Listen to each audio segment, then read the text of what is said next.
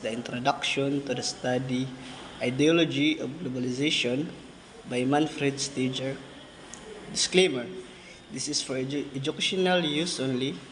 Our group is allowing our instructor, Mr. Roldan Ardines, to use this as an educational material. Globalization is a process of worldwide expansion, like society and the culture itself. For example, the English language first appeared in the 1940s. Globalization now is a commonplace used to discuss the circulation of goods like products, materials, and also the movement of people. There are three basic qualities of globalization. The first one is connectivity. Connectivity, understood as the forging of worldwide linkages and ties. For example, the internet. Internet is a wonderful example of connectivity. Second example is mobility. Mobility understand the acceleration of flows of movements of networks. For example, of mobility is the movement of business travelers across political borders. The third example is imagination. Imagination, understood as people expanding consciousness of the world as single place. The idea of global citizenship, cosmopolitanism, knowing that you're part of globalization. That's all. Thank you. Manfred Schroeder's ideology of globalization primarily revolves around how different groups interpret and respond to the processes of globalizations. He categorized these interpretations into three main ideologies: the market globalization, justice globalism, and religious globalism. First, let's talk about market globalism. Strategies identifies market globalism as one of the dominant ideologies associated with globalizations. This ideology promotes the idea that the global spread of free markets is inevitable and beneficial for everyone. It emphasizes the regulations, privatizations, and free flow of capital goods and services across borders. Proponents argue that globalizations lead to economic growth, poverty reductions, and the spread of democracy. The key tenets of market globalism include economic integration market. Globalists argue that the globalization fosters global economic integration, leading to the greater efficiency, innovation, and economic growth. And the second one is the justice globalism. In contrast, Strager also discussed justice globalism, which challenges the market-oriented approach to globalization. Justice globalism advocates for more equitable distribution of wealth, environmental sustainability, and respect for human rights. This ideology is often associated with social movements and organizations that critique the negative impact of globalization, such as income inequality, exploitation, and environmental degradation. So the key features include the following: the global justice movement. Justice globalism is rooted in a global justice movement which seeks to address the inequalities and justice perpetuated by market globalism. Fair trade and environmental sustainabilities. It is prominent emphasize that needs for fair trade practices, environmental sustainability, and the protections of worker rights as essential component of the just global economy. The last one is religious globalism. Another dimension Strager explores is religious globalism. This ideology links globalizations to religious belief and practice, often advocating for a global religious community that transcends national boundaries. Religious globalism can sometimes oppose secular aspect of globalization, emphasizing spiritual values over materialistic ones. These forms of globalism often transcend national boundaries, focusing on spiritual or moral values than purely economic or political ones. Key aspects include the transnational religious movement.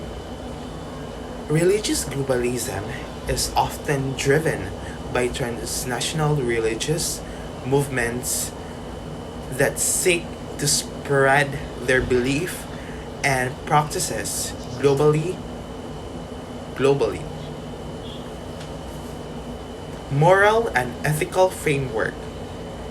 Religious globalists often argue that globalization should be guided by a moral and ethical framework derived from religious teachings, emphasizing values such as compassion,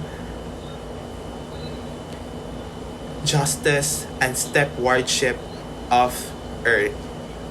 So these three types of globalism represent different ideologies, perspective, and how globalization should be understood and shaped. Okay, so now, into Michael Frieden's sentiment. A brief biography of Michael Frieden.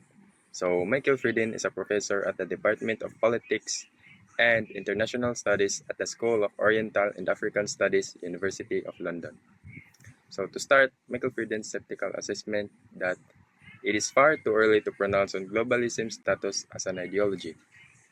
An ideology is a set of beliefs that justifies a given order, may it be an economic or a political order.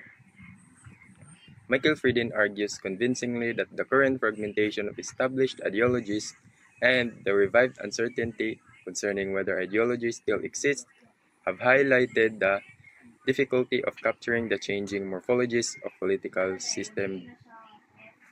So he addressed the difficulty on identifying changes in political belief, and with that said, he proposed two fertile lines of inquiry. First is to question the implicit holism in the notion of an ideological family. Second is to query the dominant conventions of classifying and categorizing ideologies with a view of establishing the degree to which they constitute useful clusters. So, pursuing the second line of inquiry, Frieden recommends imaginative thought exercises with the aim of providing insight into some organizing feature according to which ideologies can be reclassified. Indeed, he ends his editorial with an experimental classification design based on select features of human behavior such as pride, fear, rigorousness, complacency, vulnerability, insubordination, and self-depreciation. Frieden article possesses a number of virtues. First, it wisely reminds students of ideology that political belief systems are ephemeral constellations whose shifting morphologies demand periodic scholarly reassessment. Second, it changes 21st century analysis of ideology to reappraise antiquated popular and conventional classification systems that might obscure more than they illuminate. This means that scholars must be willing to entertain the possibility of wholesale ideological transformation and thus be prepared to rethink, revise, and perhaps replace outdated conceptual morphologies that no longer capture the dynamics of actually existing political belief systems. Third, it displays considerable intellectual imagination by calling for experimental thought exercises designed to redraw old ideological boundaries and reclassify ideological systems. So, as Michael Frieden points out in his editorial, the term globalization denotes not an ideology, but a range of processes nesting under one rather unwieldy epithet. Michael Frieden explains that globalization exists in people's conscience, since it consists of set coherence and complementary ideas and beliefs about the global order. So my overall understanding of Michael Frieden's sentiments is that he doesn't believe that globalization is an ideology yet, which tells us that globalization is an ideology, process, and condition.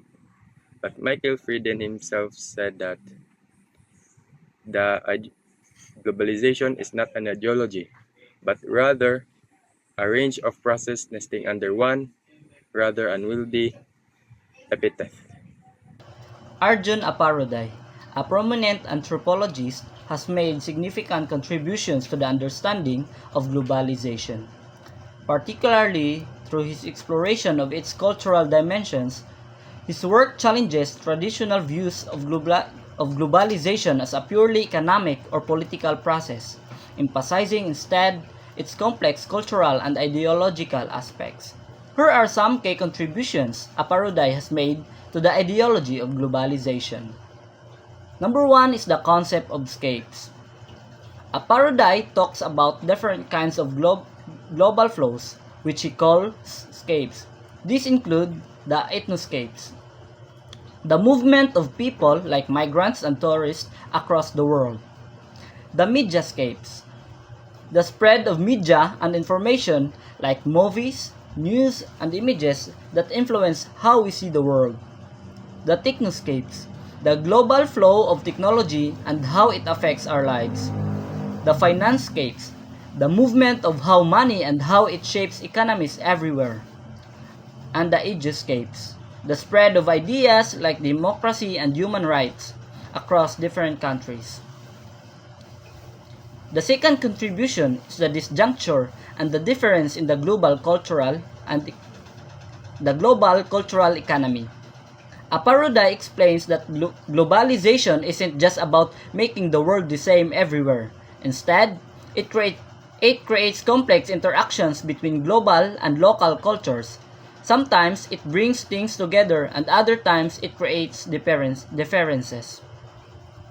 The third contribution is the modernity at large. In his book, Modernity at Large, Aparuday discusses how globalization changes the way people think about their lives and their futures. He says that people now imagine themselves as part of a bigger global world, not just their local community. The fourth contribution is the role of imagination. Aparuday believes that imagination is very powerful in a globalized world. People imagine new ways of living and belonging that go beyond their local or national identities. This imagination helps them create new cultural identities and movements. The fifth contribution is the critique of homogenization. While some people think globalization makes everything the same, Aparuday argues that local cultures don't just disappear. Instead, they adapt and change in response to global influences. This means that globalization is a mix of global and local, not just one or the other.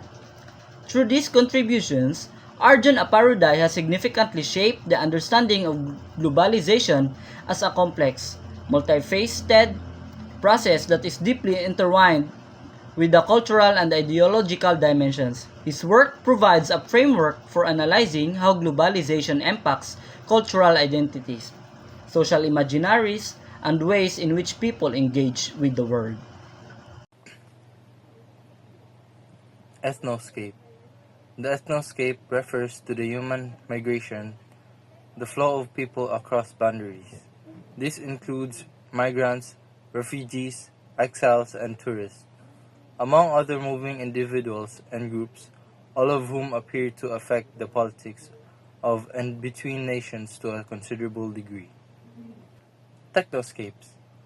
Technoscapes represents the movement of technology on a global scale.